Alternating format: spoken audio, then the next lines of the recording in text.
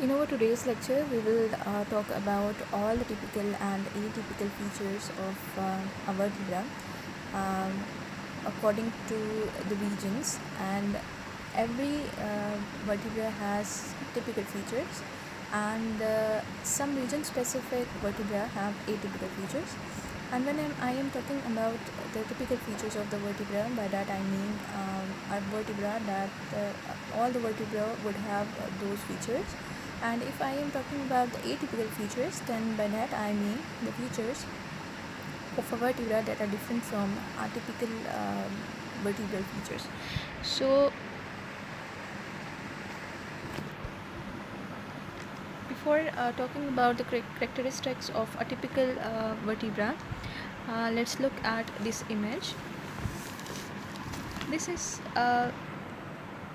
showing the features of a typical vertebra, and this is a view, and we are looking at the vertebra from above, means this is a superior view, and this one here is the lateral view, and we are looking at the vertebra from the side. So the first part that I am going to discuss is the vertebral body, and you can see that this is the largest and the flattened part of the vertebra, and this one will get in close contact with the other body of the other vertebra lying adjacent to it, but there will be no direct bone to bone contact between these two vertebral bodies. You may already know that there lies the intervertebral disc between the two vertebral bodies. This one here is called the pedicle. Before that, let's look at this feature.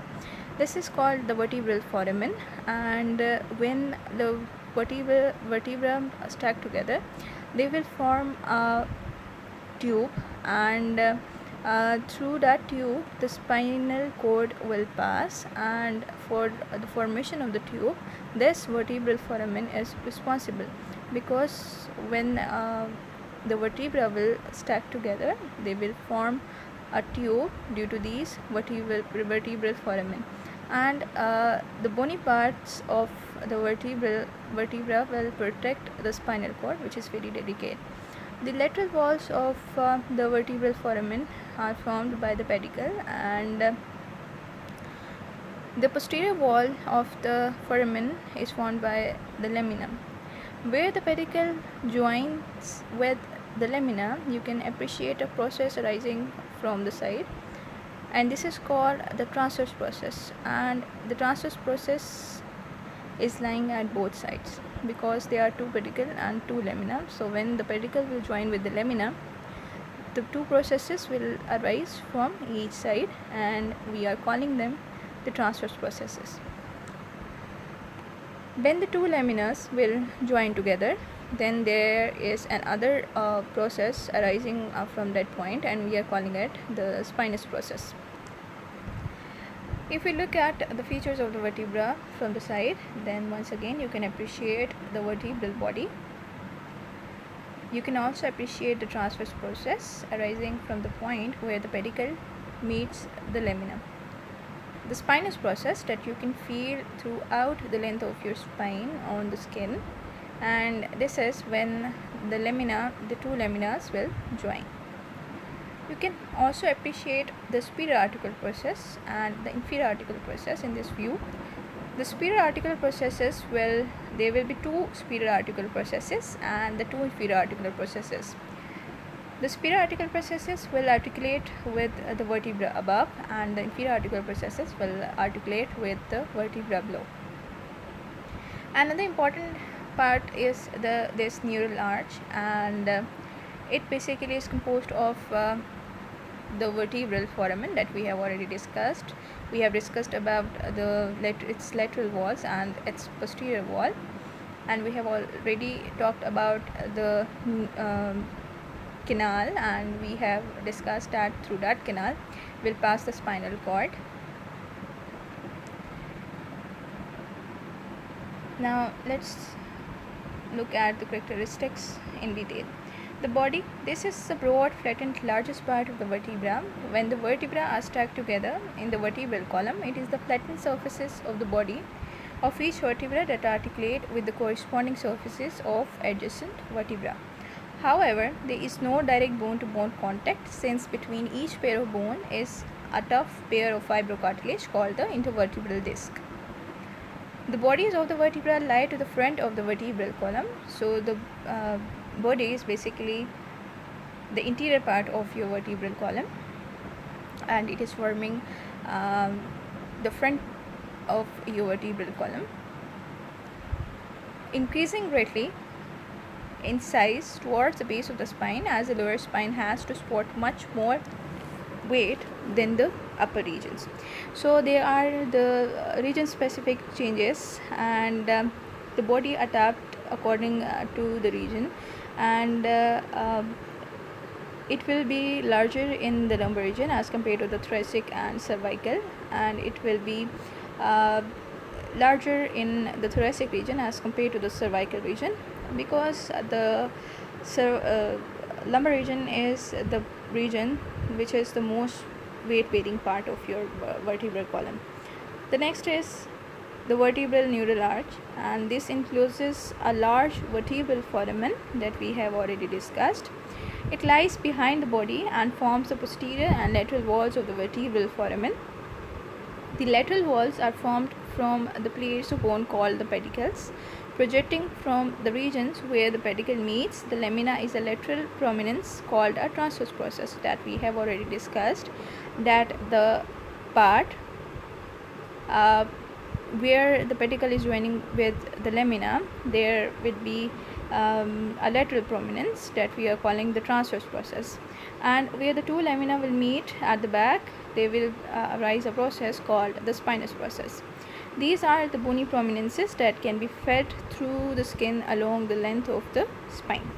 The neural arch has four articular surfaces that we have already seen in the image.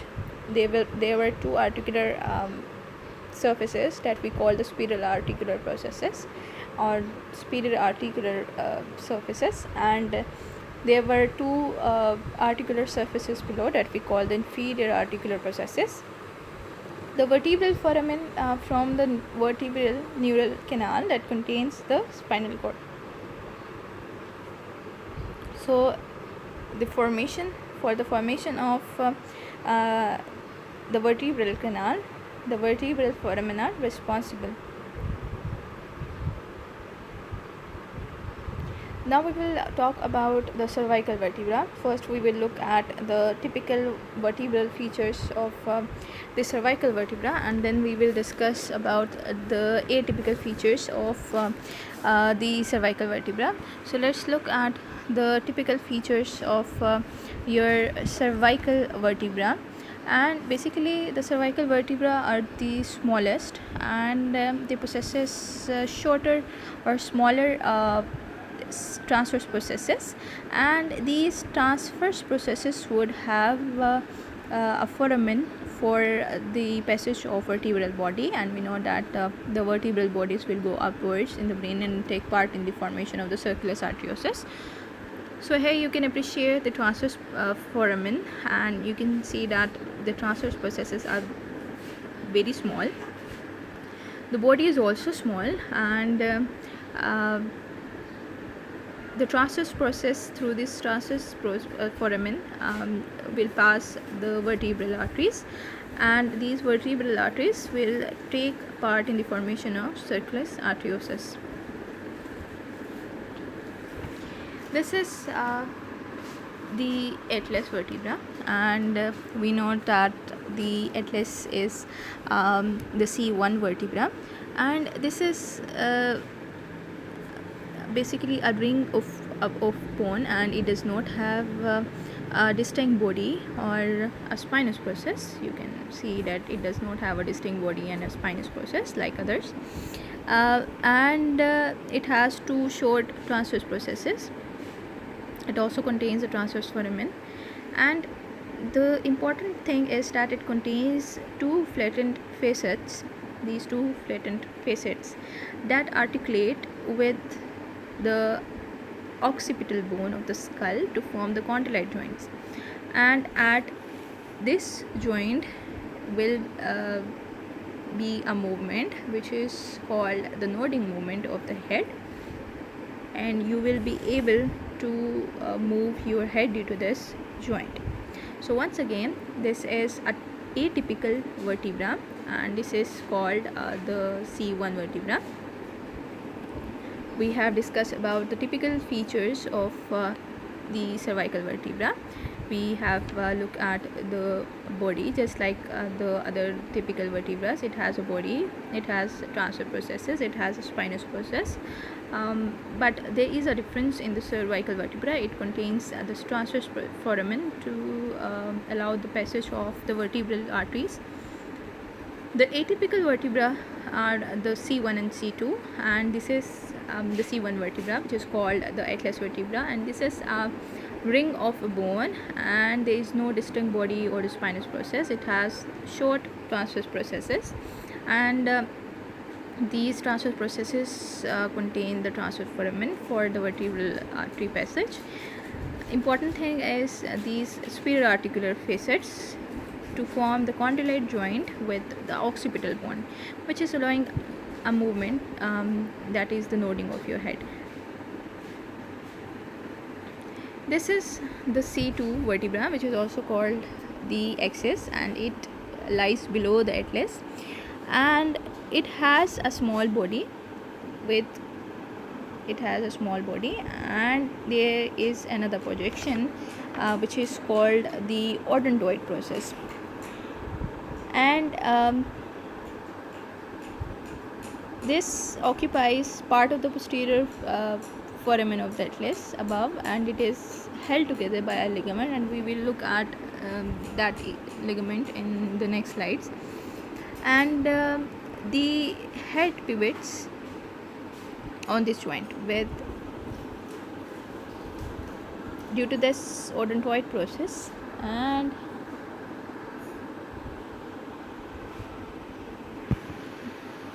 with this ring,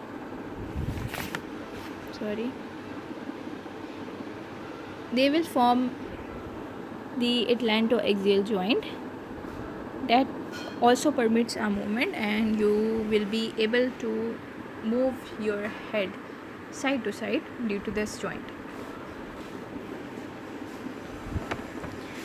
Now let's talk about its feature in detail. So these are the smallest vertebra. The transverse processes have a foramen through which a vertebral artery passes upwards to the brain. The first two cervical vertebra, the atlas and axis, are atypical, means that they have different features. The first cervical vertebra, the atlas, is the bone on which the skull rests. Below the atlas is the axis, the second cervical vertebra. The atlas is essentially a ring of bone with no distinct body or spinous process, that we have already seen that the atlas did not have any distinct body or spinous process. It does not have any spinous process, it does not have any body. Okay, it possesses two flattened facets that articulate with the occipital bone. These are condylite joints, and they permit the nodding of your head. So these articular facets will form a joint with the occipital bone, a condylite joint, and this will allow you to move your head. A nodding movement is possible at this joint. The axis sits below the atlas and has a small body with a small superior projection called the odontoid process. This occupies part of the posterior foramen of the atlas above and is held securely within it by the transverse ligament. The head pivots, that means it moves side to side at this joint. So this occupies part of the posterior foramen of the atlas above, and it's securely held within it by the transverse ligament, and there is a movement that occur at this joint, which is the atlantoaxial joint, which is the pivot joint, and you are able to move your head from side to side due to this joint. The seventh cervical vertebra, C7, is also known as the vertebra prominens. It possesses a long spinous process terminating in a swollen tubercle, which is easily felt at the back of your neck. So these are the features of the seventh cervical vertebra, which is the last cervical vertebra. It has typical features just like the other typical vertebra. It has a body, it has transverse processes, it has transverse foramen for the passage of vertebral arteries, just like the other typical cervical vertebra. It has a distinct feature, that is, it has a very long spinous process, and you can feel this prominence at the back of your neck at this level. This is the lateral view of the cervical spine, and you can see that the C7 vertebra has the longest spinous process. You can count the cervical vertebra. This is the C7 that has the longest spinous process: C7, C6, C5, C4, C3, C2 and C1. So you can see that the C7 vertebra has the longest spinous process, and you can feel it at the back of your neck.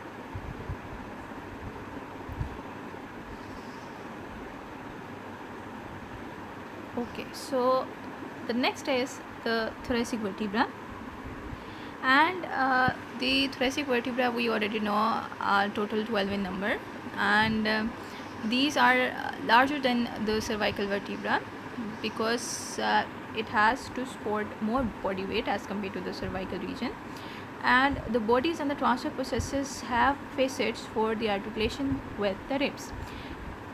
Thoracic spine है आपके पास यहाँ पर, and definitely within the thoracic region we already know that there will be the rib cage as well, and interiorly we discussed that the ribs will join or articulate with the sternum, while at the back these ribs will articulate with the thoracic vertebra. So definitely for the articulation, the thoracic vertebra would have the facets. So just like the cervical vertebra had transverse foramen for the passage of the vertebral body, and that was their feature. So the thoracic vertebra would contain the facets, articular facets for the tubercle of the rib, and that is their distinct feature. So one thing is that the body of the thoracic vertebra will be larger as compared to the cervical vertebra. The other important thing is that they would have the body and the transverse processes would have the articular facets for the tubercle of the rib, and you can appreciate these facets here. So these are the distinct features of the thoracic vertebra. And just like the other typical vertebra, it has a body, transverse processes, pedicle, lamina, and the spinous process. The only difference is they have the facets for the articulation with the tubercle of the ribs. Okay, so this is the lateral view showing the thoracic spine.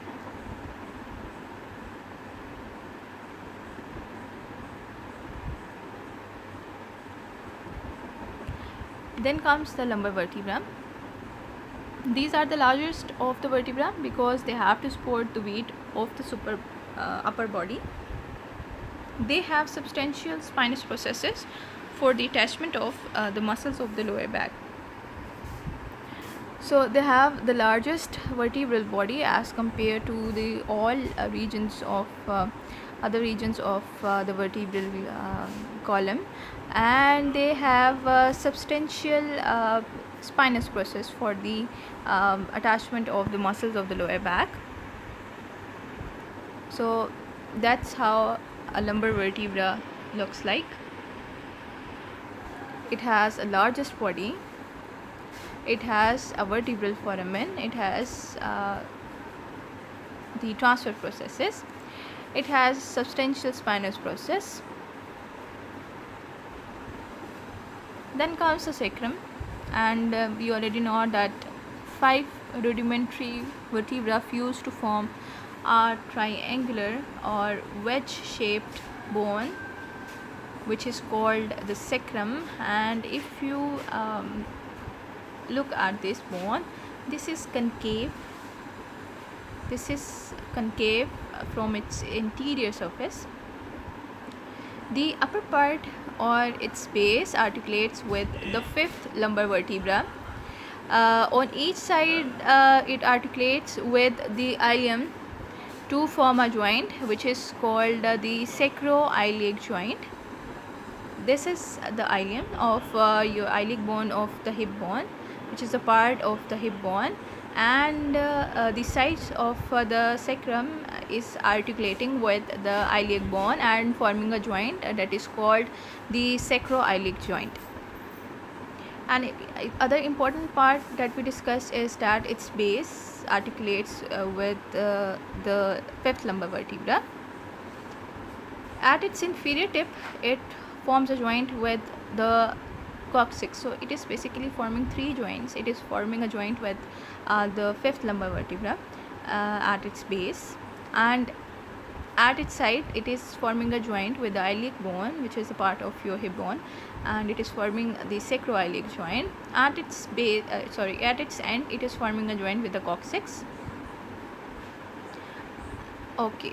The anterior edge of the base, the promontory protrudes into the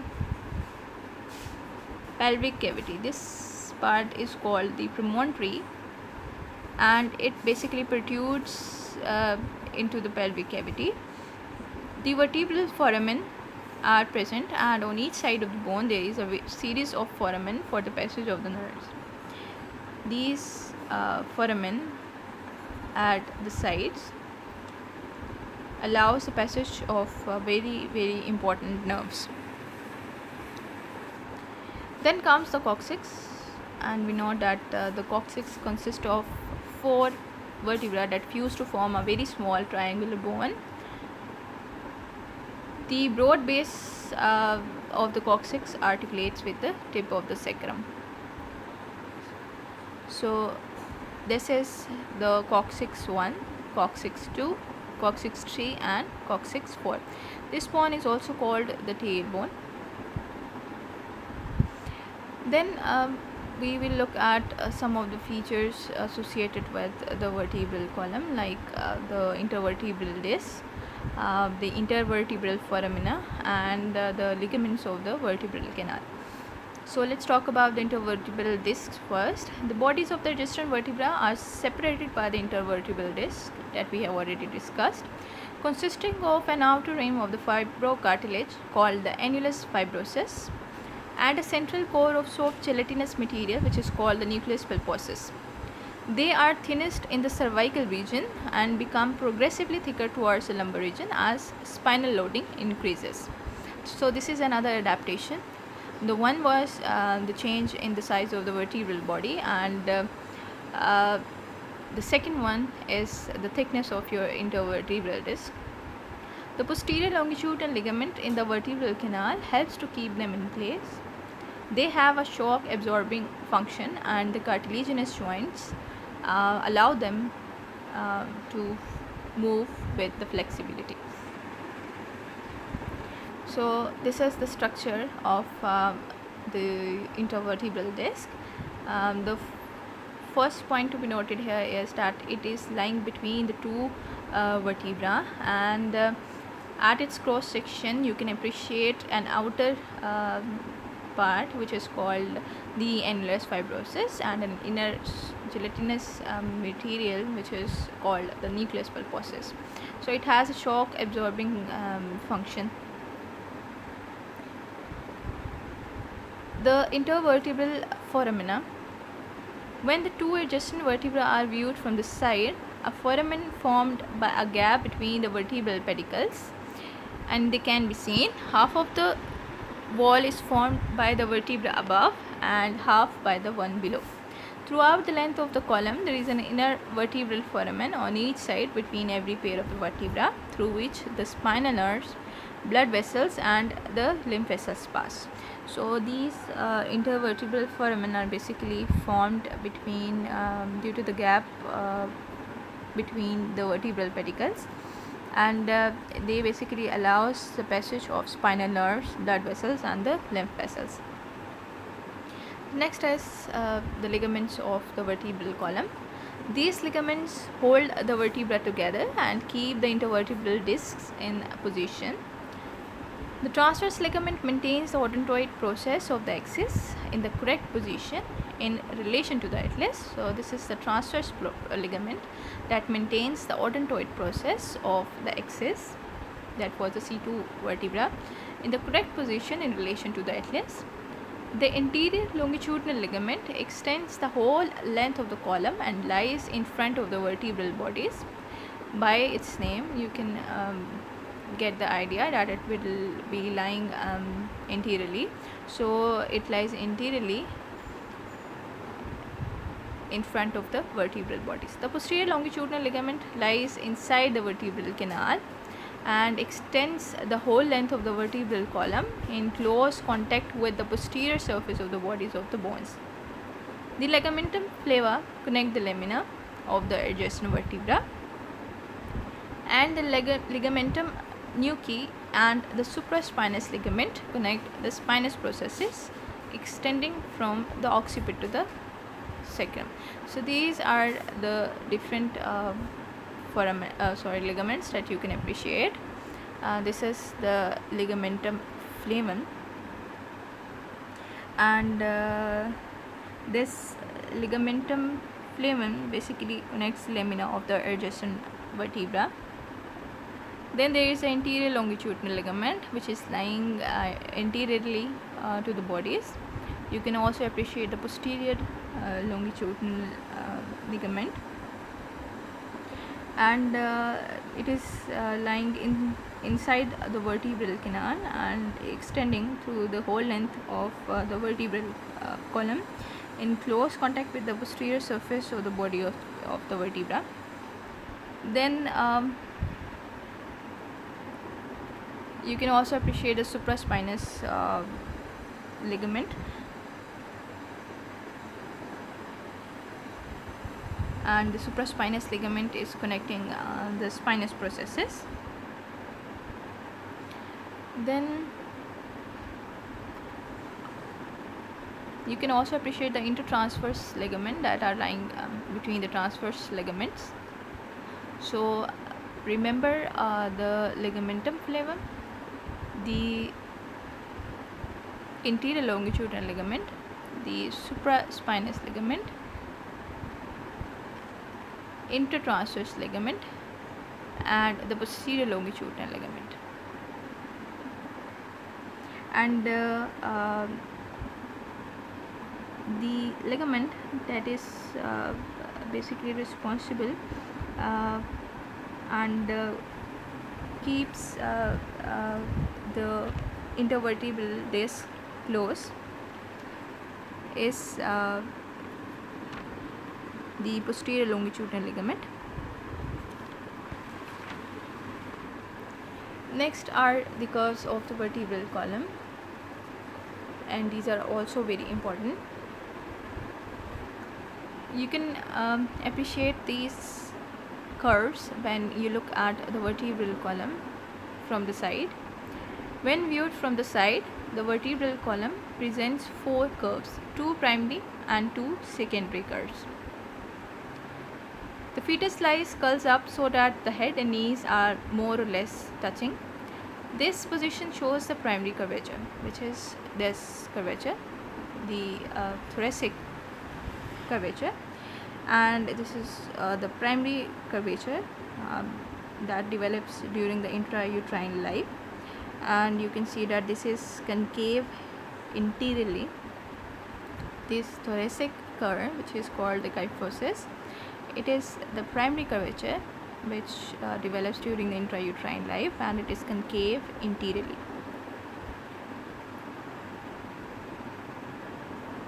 The other primary curvature is this sacral curvature,